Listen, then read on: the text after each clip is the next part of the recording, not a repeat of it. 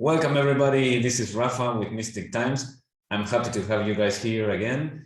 Today I'm gonna have a great conversation with my dear friend Jim Willis. He's been on the show several times already. I think this is probably like our fifth or sixth time. We have great conversations together.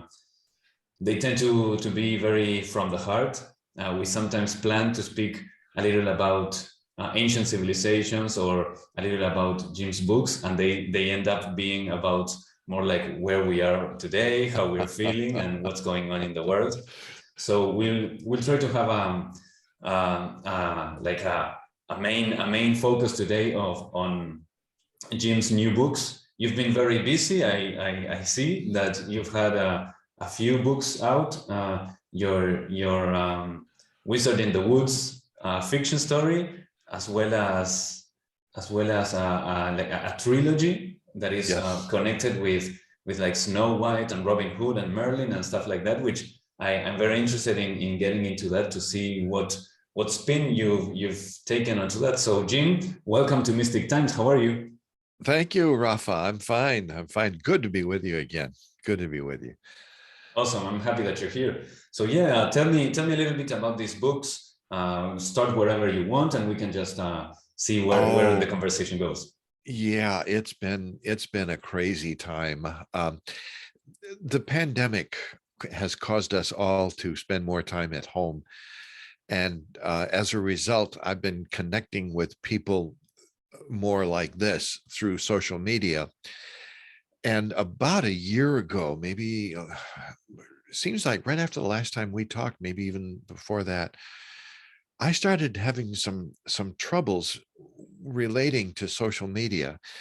For those of you, your viewers who don't know my situation, about 13 years ago, I moved out into the woods of South Carolina in the southeastern United States.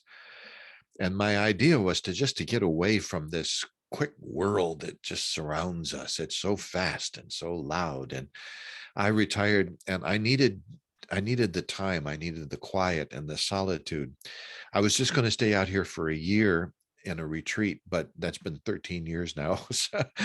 And so it's been a long time. But I noticed that since I was doing a lot of writing out here, and I've been paying more attention to social media, I noticed something that frankly bothered me about what's going on. And then I began to see it not only through social media, I began to see it in the world of religion, in the world of politics. And that has to do with ego, the idea of the rise of ego and narcissism.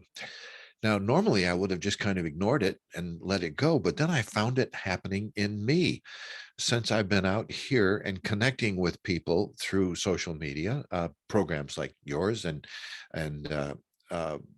Facebook and all that kind of stuff. I began to see something in me that, quite frankly, bothered me. I didn't know it was there. I found myself getting up in the morning after we would put on a YouTube, a new YouTube video, for instance. I would get up in the morning and turn on my computer, and the first thing I want to do is check and see how many people had checked into it, how many people had seen it. And I kind of, after a while, I began to get a little bit paranoid about it, because if I had a lot of viewers and good comments, I'd feel good about myself. And if nobody was interested, or I had some comments where people disagreed, I would begin to wonder about my own self-worth, that kind of thing.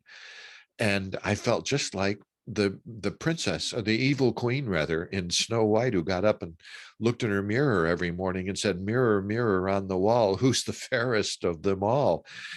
She had to receive her validation as her humanity according to what the mirror would tell her. And I felt like my computer screen was turning into my magic mirror. I'd turn it on and say, "Oh, mirror, computer on the wall, who's the fairest of them all? Is anybody interested in what I'm doing?" And it bothered me. I found that ego. So I began to get into a deep study, an academic study, really, of ego, and especially of narcissism, because I found here in the United States, especially, in our political system, the way it's going nowadays, we have a lot of very narcissistic politicians out there on both sides of the fence, Republicans and Democrats, who seem to be more tied up with their own sound bites and everything else. And our news programs, I don't know what it's like where you are, but our news programs here, especially when I get more and more news off cable TV, which might be slanted toward the right or slanted toward the left, it seems as if the news cycle now is so short that if politicians, for instance, get caught doing something that's wrong, they know that all they have to do is wait for 24 hours and the next news event will go over it and ride right over it. And I lost that sense of trust and of feeling that the people who were representing us and bringing us this stuff, I lost the feeling of integrity. And I began to see how ego is more and more pressing. You see it especially, of course, on Facebook. When I love to connect with people through Facebook because people I haven't seen in a long time. But, I mean, I love to talk to them, but I really don't care what they had for breakfast that morning. And yet they show me pictures of it on their Facebook feed, that kind of thing. And it seems as though with all of the wonderful potential for good that social media can bring through, programs like yours, it can connect people in a good way. Social media is wonderful as long as the good guys use it. Unfortunately, it seems as though the bad guys have learned how to use it. And frankly, I find that frightening. So the more I began to study it, this whole idea of individuality and ego, I began to see the dangers inherent in it. And so I thought, well, I'm going to write a book about it. Well, that one book turned into three. I called it Individual and Primal Unity. And these three books deal with the fact that we all have ego, of course. We have to, because we're individuals. As soon as we left the source, the place where everything is one, as soon as we left that and took on an individual identity, ego was born. But it almost seemed to me as if ego could almost be considered an almost demonic source if we're not careful with it. It can take over, and we can find that ego, which is a normal and healthy thing, and we can't live as individuals without it. But if we begin to come to the point where he's saying, I'm me and I'm separate from you, and I'm receiving my own identity crunch from other people, that's not healthy. And so I began to think, well, this can't be a new experience. The old timers must have seen it. And the more I studied the old stories, I discovered first in the story of Merlin the Magician, which I call a mystery for the ages, that deals with the idea of mystery being out of our lives and being replaced by technology and facts and all of that. And then I began to say, well, how do you fight this? And I found in the story of Robin Hood an idea of gathering together a group of like-minded people, Robin Hood's merry men, each with different skills and different abilities, and actually defying the rise of ego. And then I found in Little Snow White, I call it a roadmap for our time, because I think in the story of Little Snow White, we find how to live in this crazy, crazy world. Unfortunately, in writing those three books, and I wrote them all very quickly, in writing them all, I discovered I was so wrapped up in it. It was making me so tense that I had to, in effect, have a palate cleanser. And so I decided to write The Wizard in the Wood, which is just a wonderful story about a boy who finds a mentor, a spiritual mentor, and who gives him some stability, spiritual stability. And then in the course of his life, as it happens to all of us, he loses that stability, and then he gains it back as an adult and is able to mentor the next generation. So of all the books that have come out since I've talked to you last, the four of them, The Wizard in the Wood is no doubt my favorite, especially since that's also our first audio book. Jen, who is not only my daughter, but my colleague and my tech department and my confidant, and the one who gets me through all of the technical crises that I have. She does all the hard work. We decided we were going to do our own audio book. We decided I had to be the one who narrated this one. I've had other of my books into audiobooks, but usually the studio or the publisher does that. So I decided I needed to do this one. So I had to learn a whole new set of skills, and it's kind of fun at the age of, well, now almost 76 years old, learning what goes on the other side of the glass when you're in the recording studio. I've done a lot of recording, but never as an engineer. So we put out the first audio book of Wizard in the Wood, and of all the projects I've done, I've got to say that's probably my favorite. So that's a very long answer to your simple question. What have you been doing?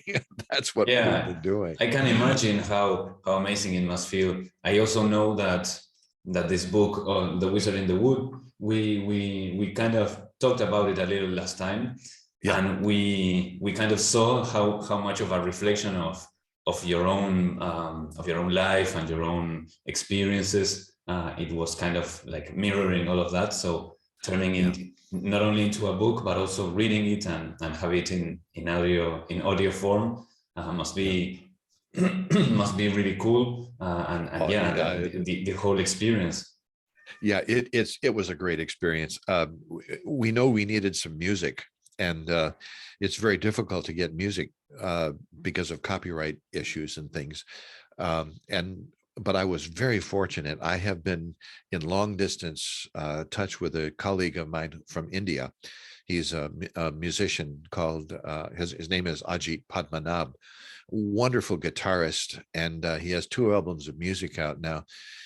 I contacted him and asked him if we might use his music, and he said yes. So it turned into a very close relationship between us. Ajit, I've never met him in person because he's in India and I'm in the United States, but we're long distance friends. Wonderful guy. We used his music, and then because of Jan's expertise, we were able to put in a lot of background effects. For instance, the culminating part of the book comes in when the hero of the book, his name is Artie, he's in the army, and he's in a firefight in Vietnam. And how do you put a Vietnam firefight into thing? Well, we were lucky. We were recording it the first of part of July, and here in America, in the 4th of July, that's our birthday, and we celebrate with fireworks. And there were fireworks going on at the lake, across the lake near us. So Jan simply went and recorded the fireworks, and then a couple of times a jet airplane flew low over her house, and she recorded that. And here in South Carolina, it's not difficult at all to pick up monsoon rains and the sounds of crickets and frogs at night and all that. So she recorded all that. I put it into my recording studio and ran it through a couple of filters here and there. And lo and behold, it sounds like you're right smack in Vietnam. Now, that's a whole different experience to record something like that. Of course, I've done a lot of writing, but never that part of it. So it was really fun. And of all the projects, like I say, of all the projects I've done, The Wizard in the Wood, especially the audiobook, I'm sure is my favorite. Yeah, it's amazing that how sound and music are so magical, how you can recreate something. Yes. And especially when you conjoin it with narrative and telling a story, you can just put fireworks, but if the story is setting the right tone, the fireworks sound like a war. And if anybody's interested in here, we have a short YouTube video up about it's called The Music Behind the Wizard, and it features the music of Ajit Padmanabh. We have it up on our YouTube channel. If anybody's interested, if you go to my my website, jimwillis.net, even on the first page, there's 2 little icons at the bottom. If you click one, it takes you to my Facebook post. If you click the other one, it takes you to my YouTube channel. And if you want to look at that short YouTube on the music of Ajit Padmanabh, the music behind the wizard, it kind of gives a little behind the scenes stuff. And I think people might get a kick out of it. That's awesome. So I'm very interested in this idea. You mentioned Well, yeah, like you said, you mentioned so much in your reply. Um, so I want to touch on a few things that you brought up. Sure. On the one Sure. hand, we have this idea of our kind of addiction to external validation, Yeah. that is probably rooted or connected to a certain of lack of self-esteem Yeah. and lack of belief in ourselves. Just and it's ironic. I sometimes remember one of the people that whose ideas nurtured me so much in my journey is Alan Watts, the philosopher. Yes. Yes. And I remember he sometimes makes reference to this idea that we tend to place such huge amount of what's the word, um, like in external authorities we place the, Yes. the value or the power that, okay, if somebody outside myself says this is correct, then it is correct. So sometimes it's a religious thing. We say, okay, so if the Bible says, or if Yes. the preacher says, or whatever, the priest, etc. Yeah. But the irony of this, and so it's connected to what you were speaking just now because of the addiction to self-validation Mm-hmm. through external sources. Yes. Exactly.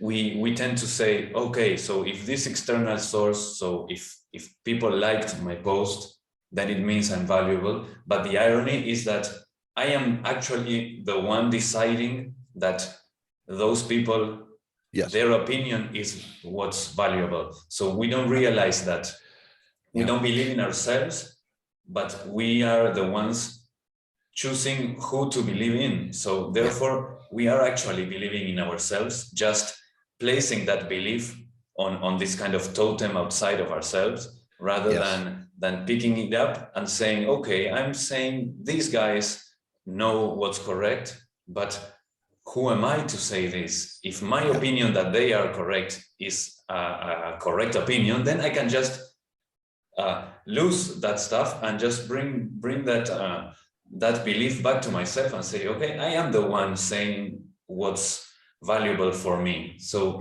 I can believe in myself and trust in my own judgment. Yeah. And that's part of the picture. That's half the picture. And I think what you just described is almost a pathology that we can find ourselves into, of finding only outside sources help. The problem is that there are people who believe only in themselves, and they do it, and that can become pathological as well. They will not take any advice from outside. They're called narcissists. They believe that the whole world exists around them, and all of their internal stuff comes from only within them, and they won't. You can't even talk to them because facts don't make any difference. They have made up their minds that they are the center of the universe and they know the truth. So what we've just described here is two opposing sides of a spectrum.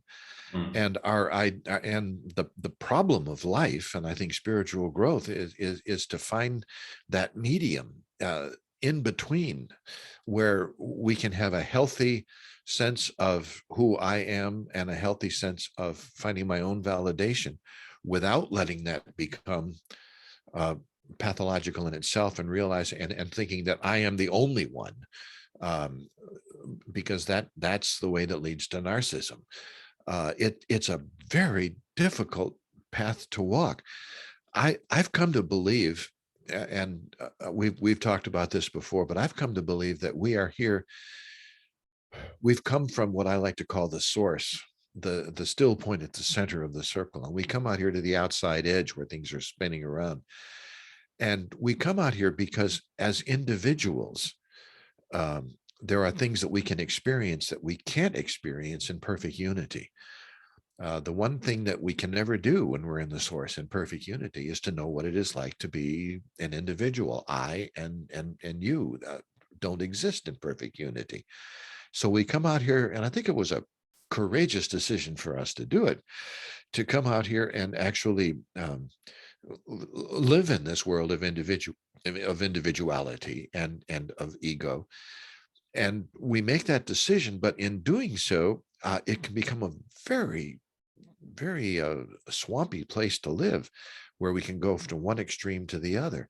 And these two extremes that we've just talked about, where we find our validation coming from within and how that's important, but we also have to guard against that validation becoming the only thing that we listen to. That's important too. Finding that middle road. And I think in this society in which we live, at least here in the United States, and the society that I find around me, I think we're out of balance. We've gone to either one extreme or the other, the divisions, and that can be a very dangerous thing. Yeah, I was just thinking, I love having these conversations, like yesterday or well, depending on when this comes out. I recently put out an episode with Daryl R. Shun, and together with you and a few others that I've talked to, I consider that I'm having some amazing conversations with our elders, you know, of our tribe. I don't know, maybe what we could call our tribe. We are the urban mystics or something like that. And I love having these conversations and getting these points of view from people like you who have had a long experience in their lives, and especially a long experience of a self-aware or a spiritual journey, or whatever each one wants to call it. So I really appreciate your input on this subject. I really see the same thing of ego being so present in the world. I particularly see that people are very afraid, and people have been very afraid for so long. And ego is kind of a refuge from fear sometimes, or it can feel like it, because ego kind of, especially in a kind of narcissistic way, it just validates itself in a certain kind of way to feel safe. And something else that you mentioned about ego, that it sometimes feels like a kind of demonic something, a demonic force.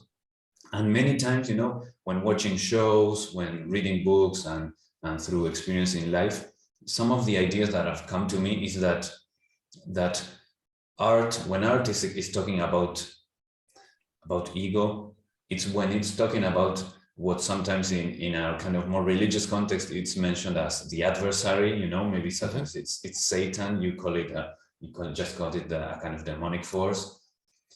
It's this part of us that takes truth and shapes it or modifies it into something so as to believe it is real and it is God, it is more important than the truth, without realizing that it actually needs this kind of prima matter, you know, materia.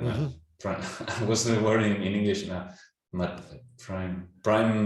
Prime substance, you know, it needs that beforehand in order to. So maybe it's again the idea of the Gnostic idea of the what's it called, the Demiurge, who kind of creates a world within the existing framework that came before him. Yes. And ego has that same quality of I remember when I was younger in high school, etc. I was very rebellious and listening to rock music and getting messages from there, and getting also metaphors and analogies for this from rock and also from reggae music. And the Rastafarians have this very strong kind of mythic framework of Babylon being like the devil, and the Babylon system is what we are living in, this society, this culture. It's kind of connected to Rome and the Roman civilization, perhaps, the Roman Empire. But then you have on the other side, you have Zion, which is like the promised land, is kind of like returning to the garden. And those kind of metaphors stuck with me and gave me this kind of framework to understand all of this and see the corruption in the world and the egoic corruption. And definitely there's something to this. I don't know why we're so afraid, but yeah, Yeah. there's stuff going on around us that is kind of fearful.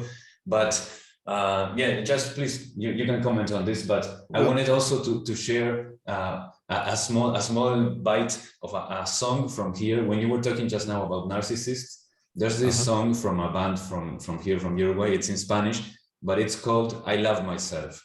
Right. uh-huh, So on the face of it, it's like, oh, that's a very positive message.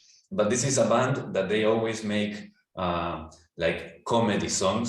So there's always a kind of fun spin on whatever the subject of the song. And in this one, you start realizing that the main character, the narrator of the song, is a narcissist. uh-huh. So eventually he ends up saying that he would love to go to the moon to see what the earth looks like without him. And it's a very fun moment of the song. Yeah. Oh man. Well, it's funny. I can identify with that. I really can, because when I was doing a lot of public speaking, for instance, I'd speak to 3, 4, 5 different audiences every week. And afterwards, I would stand in the back and people would come and shake my hand. And I might have 100 people come up to me and say, "That was really great. I really enjoyed what you had to say. Thank you."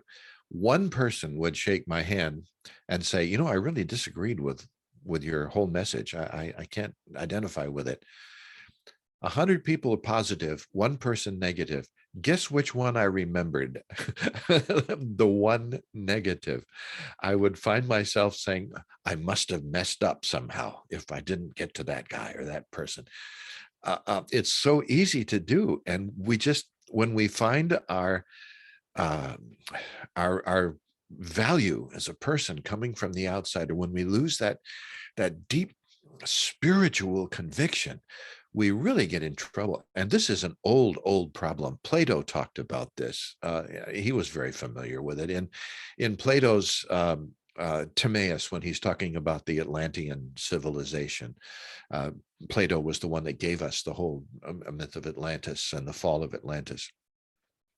And Plato said, for many generations, they obeyed the laws and loved the divine to which they were akin. He said they reckoned that qualities of character were far more important than their present prosperity. So the Atlanteans bore the burden of their wealth and possessions lightly and did not let their high standard of living intoxicate them or make them lose their self-control. But when the divine element in them became weakened and their human traits became predominant, they ceased to be able to carry their prosperity with moderation. I think that probably describes our situation so well. We have ceased to carry our prosperity with moderation. And as a result, we have allowed the ego, the sense of materialism, me first all the time, to swing into control. And when we do that, I think we lose our capacity for spiritual growth. And if ever there is a way to describe what is going on in the world today, at least in the world that I'm familiar with, that really helps describe it. We are living in an age of change, and we're trying to hold on to that which is real. There have been a lot of studies done recently. One that I just read a couple of days ago, where a group of psychologists was taking a very large group and studying a very large group of Facebook users. And these were people who were just literally addicted to their social media platforms, Facebook, Twitter, and all those things. And they discovered a statistically significant number of people who have started to show the symptoms of what they called a Facebook, literally an addiction. And it led to lack of self-worth, lack of self-esteem. All they saw on Facebook was everybody's what they call the A side, the good sides. They didn't see the bad side. Nobody puts their bad side up on Facebook. And as a result, they were subject to depression. Suicide rate was much higher. Bullying, especially in terms of kids. getting all of their self-esteem from what they see on Facebook, what they're supposed to look like, what they're supposed to believe, how they're supposed to act, how they're supposed to dress. And they discovered it was really having a statistically significant effect on the human race. This began to scare me because the technology, I mean, obviously can be used for good. And a lot of people will say, well, I love it because I'm connected with people. Sure, it's good. Every addiction is good, whether it's drugs or alcohol or anything else. It makes you feel good. That's why you get addicted to it. The trouble is that it can also come with a terrible bad side. And so I think in this age in which we live, we have to be very careful with that. And once again, I think going back to the old timers, you can find the answers. That's why I went to Merlin and Robin Hood and Snow White. There's great wisdom in those stories about earth energy and living in times of change and earth magic and the parts that give us a sense of who we are, a sense of identity. So what does Merlin have to say about, you mentioned this idea of a world, the mystery being replaced by technology. And also I just wanted to point out the myth of Atlantis. I see like a kind of a rise of this idea in our collective consciousness in the last few years. I'm seeing how much, for me, for example, it's a very, very important subject and very interesting. I find it like such a great analogy or such a great tool to understand our modern times, as well as how interesting it might be to uncover it as being actually part of our ancient history. But on Merlin, Yeah, well, I think the story of Merlin has so much to teach us because Merlin, if let's just assume that the story of Merlin was actually historical fact. I mean, we all know that it's based on a lot of different possibilities, but the writers who were writing about Merlin had an agenda. They had something they wanted to say. And now to get into this, we have to understand that Merlin lived in a time of change. He represents the last element of what we might call earth magic, dragon energy. And his young protege is Arthur. Now, Arthur was born into that world. He was born a pagan, but according to the stories, he became a Christian. And in the civilization, in the time of civilization in which the stories of Merlin take place, are when the old religion, the old Druids, the old pagans, when they are being driven out and they are being replaced by a different kind of religion. I think what they were trying to identify here was a story of actual history. If we go back to the time, well, for those of you who are not familiar with astrology and the zodiac, as the earth spins on its axis, it wobbles a little bit. It's called precession. So slowly over the centuries, the constellations seem to take place or seem to rise in a different place. Now, our present star, for instance, Polaris, the star that is the one star that doesn't move in the heavens, it's in the north. It wasn't always located in the true north. As a matter of fact, it still isn't. It won't be really a true north until 2050. But take a look at Polaris. It's a part of, I mean, it's pointed to by the constellation called the Great Bear or the Big Dipper. The two stars in the Big Dipper point to the true north. Now, that Great Bear is in Latin is called Artos. Arthur, the name of Arthur. We have to understand here that, and this is going to be a little complicated, but I'll try to make it as simple as I can. The dragon itself is an Eastern symbol for earth energy or pagan religion. And its sign in the zodiac is the constellation Draco, the dragon. Now, when the great stone monuments were being built all over England, all over Western Europe and England, there were actually two North Stars back in that time, and they were both located in the constellation of Draco, the dragon. And here's where the interesting part comes in. At that time, here were these two stars fixed in the heavens around which the world revolved. They were the stars pointing to the true north were already being apparently pushed out of the way by the new constellation which was coming in. The dragon was being pushed out, and the one that was coming in was the great bear. Now, in old Celtic, that great bear was called Arthvar, which means great bear. And that was Arthvar, of course, transliterates into English as Arthur. So when you see the stories of Merlin, you're reading the story of how Arthvar or Arthur in the constellation of the Great Bear was pushing out the old religion of the dragon, the earth energy found in Draco, the dragon. You can even see it in the relationship between Arthur and his father. You know, who was Arthur's father? Well, it was Uther Pendragon, Pendragon the Great, or terrible, wonderful head of the dragon. So he was being pushed out by the next generation, by the Arthurian generation. Now, in the time of Merlin, who represents the old religion, the earth magic, the druid pagan spirituality, he was the last of that religion. Arthur was the new religion. And when Arthur came in, of course, what did his knights do? They went around England and Western Europe looking for the Holy Grail. And they were trying to do what, according to the stories? They were trying to slay the dragon.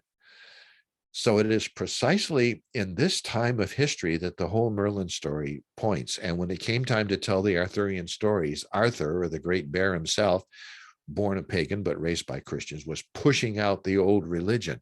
So it was a time when the church was starting to become triumphant, and the church actually wound up conquering over the old religion.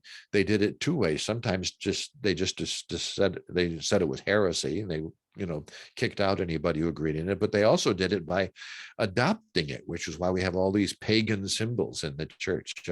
Christianity celebrates Christmas, for instance. We have all the old druid symbols, the pagan symbols of the bringing the evergreen tree into the house, and at Easter, the Easter bunnies and chickens, which were fertility symbols, and the Yule log and the lights and all that kind of thing.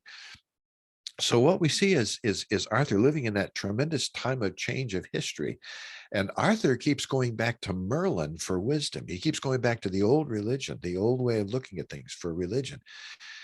I think that's precisely the time of history we're in right now. I think we have to do the same thing, because we are living in a time when technology, the new religion, really, people worship technology and science, it's taking over. It's pushing over the old spirituality. People say, you want to believe in God? Show me some proof that I can put in a test tube, or proof that I can dissect. We're forgetting that whole idea of the human spirit and the soul. It's pushing out the old spirituality. And I'm on the side of Merlin here. I think it's very important to listen to the wisdom of the spiritual elders like Merlin. That's why Merlin, I think, is so important, because the stories that were shown in Merlin are exactly the same spiritual climate that we're experiencing today. Yeah, I agree. It's one of those things that kind of nostalgic, there is something within us that has a sort of nostalgia for those simpler times when we were in a more intimate connection with nature. Yes. with the magic that is implicit in nature, that silence, that wisdom, that silent wisdom that's just sitting there in nature. Every now and then I like to take some vacations and go to the ocean, go to a place that's very, very apart or distanced from the city, in order to just to purify my own electric field, electromagnetic field, my own aura, which tends to get, sometimes they might call it parasites, but just tends to get wobbly and muddied when we are so close together with so many people with such insecure attachments and such maybe negative thoughts. I remember once when I went to to nature recently. I remember one of the first nights sitting to just like meditate a little bit in the evening, and suddenly I started getting like thoughts, and I was like, I realized that they were not mine. You know, it's like for the first time it was kind of like, I wouldn't call it telepathy necessarily, but it was like some thoughts that I realized were not mine, and that they were Yes. maybe from some of the other people that were. I was in a cabin, and there were a few other cabins around. So I kind of realized, wow, this is like these other people's thoughts. So the fact of having gone to nature had purified, let's say, or simplified my own electromagnetic body Yes. to a degree that I was sensing when a signal from the outside was coming in, and it wasn't mine, and it was very powerful that moment. Yeah. Yeah. Technology can be a wonderful thing in some senses, but in another way, we have to keep it in its place or we're in trouble. As a musician, when I was going to music school, of course, we studied the music of Johann Sebastian Bach. And we would take his two-part inventions, for instance, and play those on the piano. And they're very mathematical. You can really take them apart and look at them and everything else.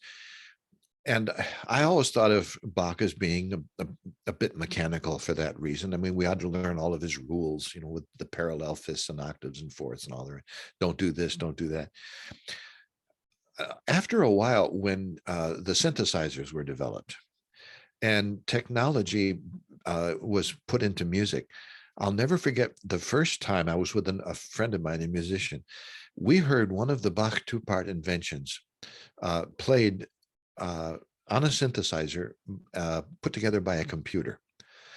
And it was perfect. We listened to it all. It was just perfect and pristine, and the rhythms were perfect, and the intonation was perfect, and everything was just absolutely perfect. And we listened to it, and the person who would put it together on his computer played it for us and said, "See, that's the way Bach was meant to be heard." And I just looked at it, and my friend had a little more courage than me. And he said, "You know what, though? It's perfect, but there's no blood in it." It sounded like synthetic music. It was perfect. I noticed the same thing. I grew up in the age when, Steve Gadd, for instance, the drummer, was revolutionizing the way drums were played, and taking those rhythms. And after a while, people stopped using real drums and they started using synthesized drums. And the disco phase was born when it was all synthesized mechanical soundtracks. The rhythms were perfect, but there was no blood in it. There was no humanity in there. And I'm thinking that just because technology can do all these things, we have to say, really, that technology is not creating perfection. It's just trying to imitate it. Again, the idea of the demiurge and the adversary, right? Yeah, same thing. Creating another layer of Exactly. fiction over the truth. Yeah. The demiurge, of course, is really up in terms of starting arguments today. All you have to do is walk into a room full of theologians and talk about the demiurge. But the idea of the demiurge, for your listeners who aren't particularly, don't understand exactly what it is, the idea was a different way to interpret the book of Genesis. In the Genesis story, in Genesis chapter 3, as we're normally taught it in Christianity, the serpent tempts the woman. The serpent is bad. He's that old devil called, the serpent called the devil. He tempts the woman with the tree that we are not supposed to eat, the tree of the knowledge of good and evil. That's the tree of duality. And when we eat of that tree of duality, there's another tree that we're not supposed to eat too, and that's the tree of eternal life. And in the story that we're generally told, it's that the evil serpent says to the woman, "Well, we have to, you eat of the tree of duality, of the tree of good and evil, And then God is afraid that if you eat of the other tree, you will be as gods, knowing good and evil. And so, according to the Bible, that we're normally taught, that we are God casts us out of Eden, and we are forbidden to return back to Eden. The story of the Demiurge has a totally different take on that. In that way of looking at it, the serpent was not evil at all. The serpent was saying, eat of this tree, knowing of good and evil, the tree of duality, because you can be as gods. Now, according to this story, it was the Demiurge who said, well, we don't want him eating of that because we don't want human beings to be as gods. So he cast us out of the garden. So the great irony here is that if the story of the Demiurge is correct, then the God that is worshipped by most Christians nowadays is not the good God, but the bad God, who doesn't want us to become as gods, who doesn't want us to grow spiritually. It's been said one time, I heard one time somebody said that the greatest trick that the devil ever pulled was making people not believe in him. But I don't think that's necessarily true. I think if we take the story of the Demiurge seriously, the greatest trick that the devil can play is making people think he's God. The whole idea of spiritual growth and learning and growing and becoming as gods is something that the Demiurge would not want. And so it's that, like you say, that extra layer of complexity. But it ties up to what you were saying about the dragon, maybe the snake and the dragon being probably a similar symbol. Same, it's the same thing. Yeah, the snake being replaced by the new religion, which would be in this case this Demiurge, this adversary. Yeah, and the technology that says you can build a life that's perfect. You can build machines that are perfect. You can build a technology that's perfect. And the truth is, life isn't like that. We would like it to be. We would love life to be simple, but life is complicated. Life is messy. Life is difficult. Life involves choices, and it isn't always good or bad, because what's good for some people is bad for others, and vice versa. So I think we have to be, again, balance in this whole thing, and just accept a little bit of chaos, accept a little of the difficult stuff going on. This whole idea, it's around the world right now. It's certainly here in the United States, and I find it through friends in Germany and through friends in France. There's great movements out there of people who just want life to be simple again. They say it was so simple back in the old days before these people moved in or those people moved in. It's their fault. Find someone to blame it on. And that's the reason for my lot in life. Well, it isn't like that. Life is very difficult. And if we don't accept that, then we can't even really begin any kind of spiritual growth, I don't think. It's one of those things of the paradox of life, of the paradox of existence, that like you say, and I agree, life is difficult, but at the same time, and I think you would agree with me, life is also very simple. Yeah, both. There's this singer, this rapper from Spain. He has a line that says life is simple. You're born and you die. Basically, that's the translation of his. Maybe it's best to say that life is difficult because we refuse the simplicity. Yeah, we make it difficult. We make it difficult because we just will not accept the fact that it's simple. Yeah, the other day I was listening to something. I don't remember who it was speaking, and they were saying that. I think it was actually Alan Watts also. He was saying that life and nature is very simple. It's only complex when you look at it, when you try to dissect it, when you try to put, names to the different parts and the different functions. So you look at a flower and it's just a very simple thing. But then when you're trying to analyze it and break it down, it becomes complex, because it can be as complex as the eye that's looking at it. You can, if you take a microscope, it will be even more complex, and the more powerful your microscope, the more complex the thing will be, and at the same time still remaining very simple in its essence. Yeah. I'm amazed by the fact that for literally 200, 300, 400,000 years, the human race existed, anatomically modern humans existed with no electrical infrastructure, with no grocery stores, with no nothing. They went through for the vast amount of time that the human race has been on this earth. Um, Life was, I don't want to say simple, but it was a whole lot simpler, and people didn't have to depend upon all these things. Now we are living in the time where if our electric grid went down, or if the stores didn't have food for us, or we wouldn't know how to live anymore. And that's all happened in a really very short time. And it's all happened as a result of technology that is supposed to make our lives simpler. And instead, it's just made it a whole lot more complex. Now, maybe life in the old days wasn't as comfortable, I'll give it that. But maybe there's dangers in comfort too. Too much comfort. Yeah, Maybe definitely. it makes us weak. Maybe it makes us soft. Maybe that's what we've become.